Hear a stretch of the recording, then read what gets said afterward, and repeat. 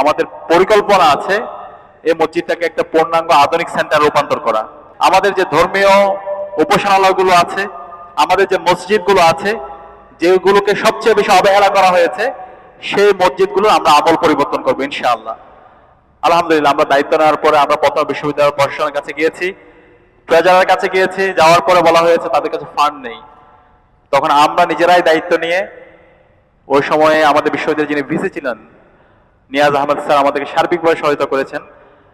আমাদের ওই সময়ের উপদেষ্টা ফজল কবির স্যার, তার মাধ্যমে একজন ডোনারের মাধ্যমে আমরা এখানে প্রায় 3.5 কোটি টাকার সংস্কার কাজ করেছি আলহামদুলিল্লাহ।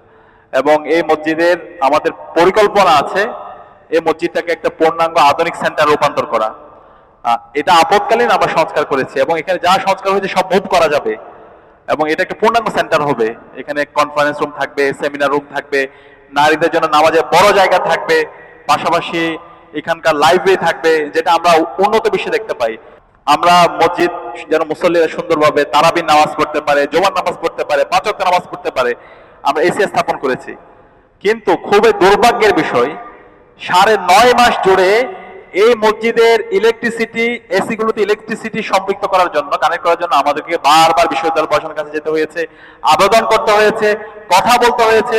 আমরা যখন গিয়েছি আমাদেরকে ফিরিয়ে দেওয়া হয়েছে, যেটা খুবই দুর্ভাগ্যের বিষয়। আমরা খুবই কষ্ট পেয়েছি।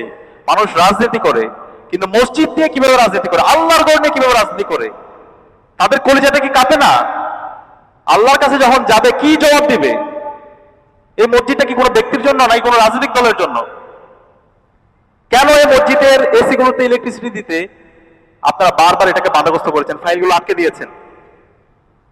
তো আমরা 9 মাস জুড়ে আমরা কাজ করেছি, গিয়েছি, কথা বলেছি যৌক্তিকভাবে। আমরা চাইলে মত তৈরি করতে পারতাম, কিন্তু আমরা খুবই নিয়মতান্ত্রিকভাবে, গণতান্ত্রিকভাবে আমরা বারবার গিয়েছি, প্রশাসনকে বলেছি। এবং আলহামদুলিল্লাহ আপনাদের দোয়ায় এবং শিক্ষার্থীদের সামগ্রিক সহায়তার মাধ্যমে আজকে আমরা বিশ্ববিদ্যালয় সেন্ট্রাল মসজিদের এসি গুলোতে ইলেকট্রিসিটি কানেক্ট করতে পেরেছি।